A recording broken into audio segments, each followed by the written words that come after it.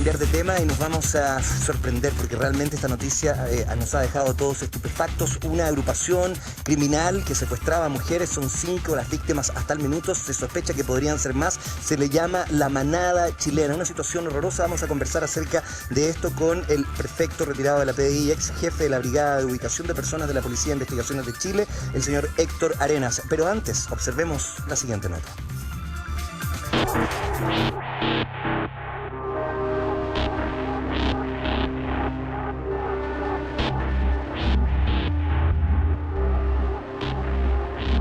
Ni siquiera a nosotros nos es fácil poder narrar lo que sucedió en distintos puntos de la capital en apenas 2 meses.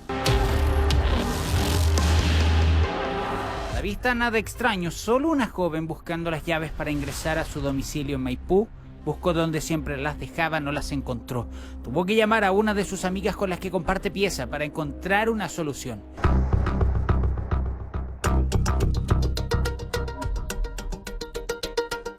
La ayuda supuestamente llegó a bordo de este auto. Abrieron la puerta y efectivamente venía su amiga. Pudo hablar con ella, pero no entendió por qué nunca se bajó. Es él quien se lo iba a explicar y no de la mejor forma. Su voluntad en cuestión de segundos quedará reducida a 0, al igual que la de su compañera. Ambas fueron secuestradas.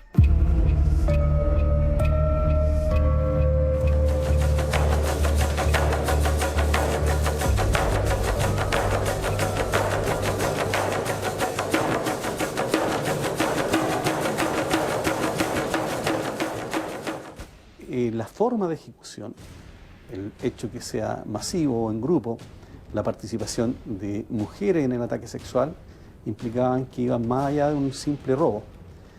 Son conductas que tienden a repetirse, o se han cometido antes, o reflejan un cierto nivel de perversidad que hacen altamente probable que se cometan en el futuro. De las palabras del fiscal ya se desprende que no estamos frente a una investigación cualquiera. Es una que estuvo llena de urgencias, complejidades y que se inició solo gracias a que una de las víctimas logró escapar, correr kilómetros para llegar a una comisaría en Pudahuel y denunciar lo que le había pasado. En el análisis se encontraron al menos 5 denuncias de similares características. Los relatos son extremadamente crudos. Omitiremos líneas, resguardaremos las identidades de las víctimas, pero no vamos a cubrir el sol con un dedo. Las que escuchará son partes de 2 declaraciones distintas, con diferentes voces, para aclarar que le pudo haber pasado a cualquiera y sí, sucedió en nuestro país, todo en Santiago. Me gritó que me subiera al auto. Para que no pidiera auxilio, dejó una pistola encima y me apuntaba con un machete. Me empezó a decir que él era de una banda que secuestraba niñas. Me dijo, te tocó nomás, cabra chica, tenés que colaborar para que no te pase nada. Siguió amenazándome, insistía en que no le enviara mi ubicación a nadie. Los pacos aquí no te encuentran. Era una casa que no sé dónde está ubicada ni qué comuna, era de noche.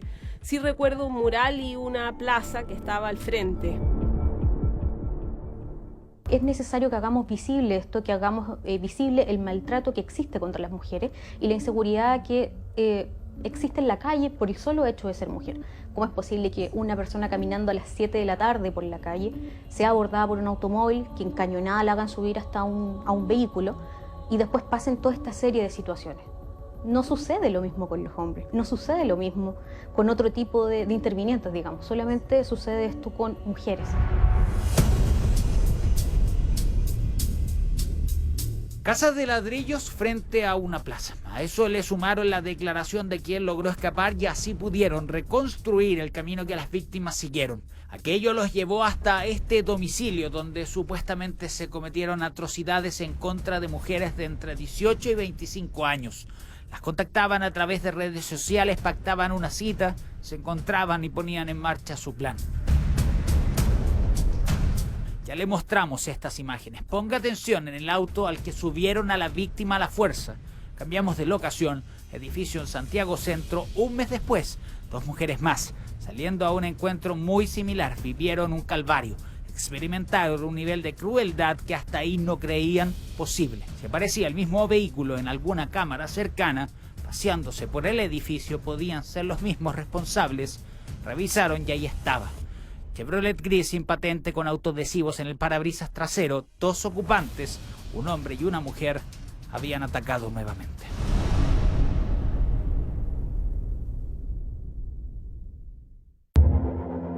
Recuerdo que estas personas hablaban de que estas cosas ya las habían hecho antes. El sujeto gordo me mostró un arma de fuego, como una metralleta.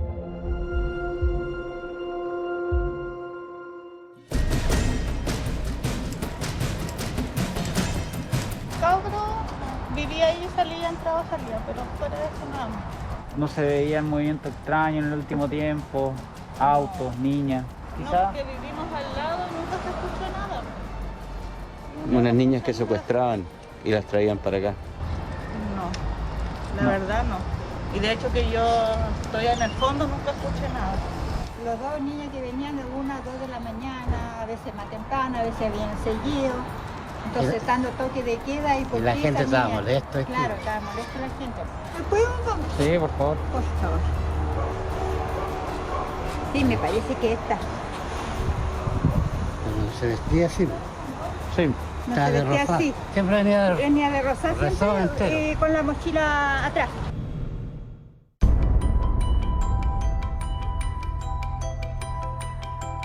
No olvide ese dato. La mujer que mencionan testigos es clave en esta brutal historia, parte de su rareza.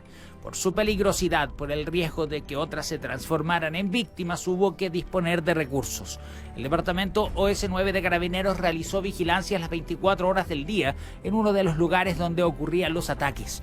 Había que encontrar el auto, después a sus dueños y tras eso a quienes solían ocuparlo, y bueno, ahí estaba. Dale.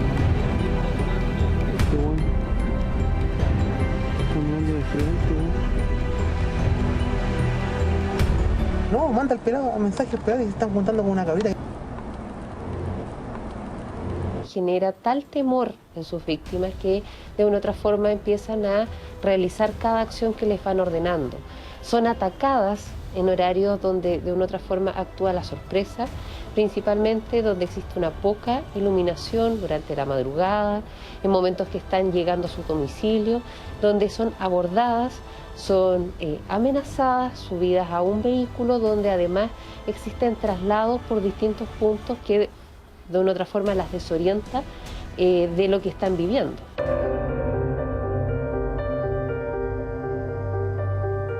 El nivel de sumisión al que sometían a sus víctimas llegaba a tal punto que incluso las obligaban a volver a sus domicilios, entraban con ellas y les robaban especies de valor sin que nadie sospechara.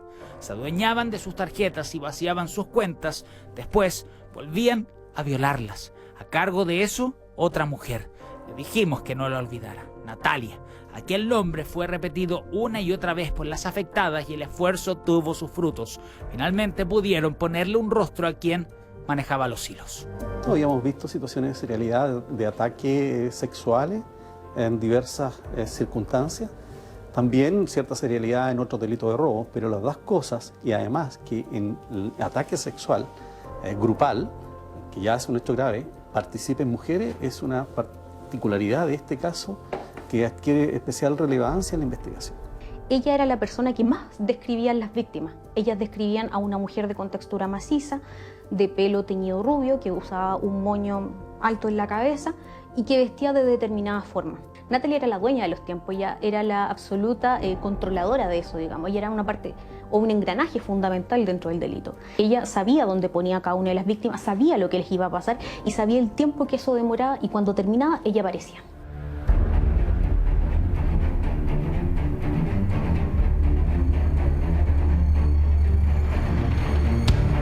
Su nombre no es Natalia, es Natalie, su apellido Marambio. Tiene 36 años y es heredera de un clan familiar de narcotraficantes que durante años se adueñó de los pasajes de la población Santa Julia de Macul. Ángelo Medina Tobar, histórico pistolero de la misma agrupación, resultó ser no solo su cómplice, también su pareja. Tiene 44 años y ha estado 20 tras las rejas por distintos delitos. Si pesaba en la conciencia de Natalie lo hasta aquí descrito, la respuesta es no. Que ello queda demostrado en sus videos llenos de celebración y felicidad.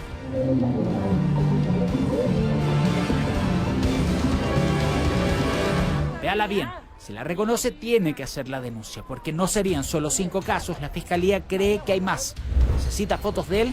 Acá le dejamos un par cuando anunciaban su amor a viva voz en redes sociales. Es uno de los casos más espeluznantes del último tiempo. Cuando hablamos y estudiamos el perfil de Ángelo, hablamos de un hombre con antecedentes penales por delitos gravísimos. Hablamos de un sujeto que es temido tanto por sus pares como por otras organizaciones. Sujeto que no tiene ningún miramiento en el momento de cometer un delito, cayendo siempre en las acciones un tanto más extremas frente a la violencia. Violencia no solamente psicológica, física, sino que también sexual.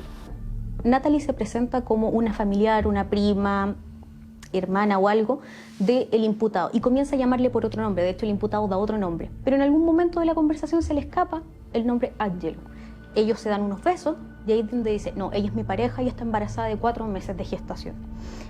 Misma situación que relatan las víctimas del hecho número 2. Entonces había tal concordancia que no podía ser una casualidad.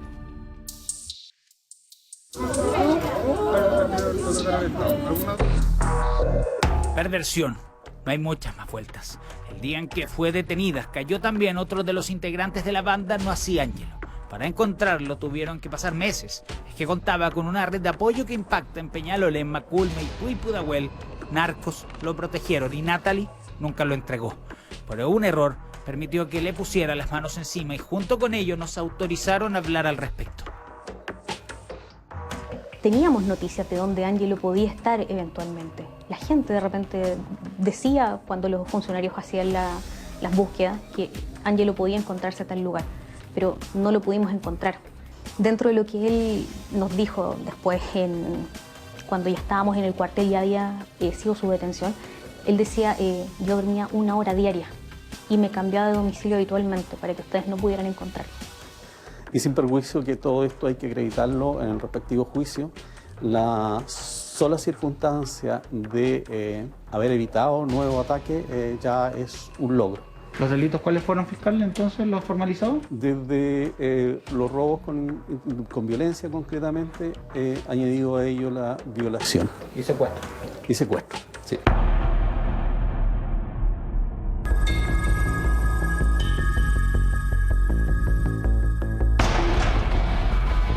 Cadena perpetua calificada. Creen que con los antecedentes que hasta ahora tienen les alcanza, pero seguirán trabajando para asegurar aquel resultado. Restan otros por ser detenidos, aquellos que participaban de los ataques grupales. 5 víctimas hasta ahora, pero pueden ser más. Esta es la manada.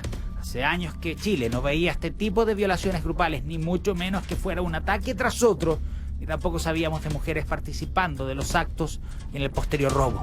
Todas las víctimas tenían entre 18 y 25 años, todas de distintas comunas, todas asiduas a las redes sociales, todas parecidas a cualquier joven, cualquier familia, de cualquier lugar de nuestra capital.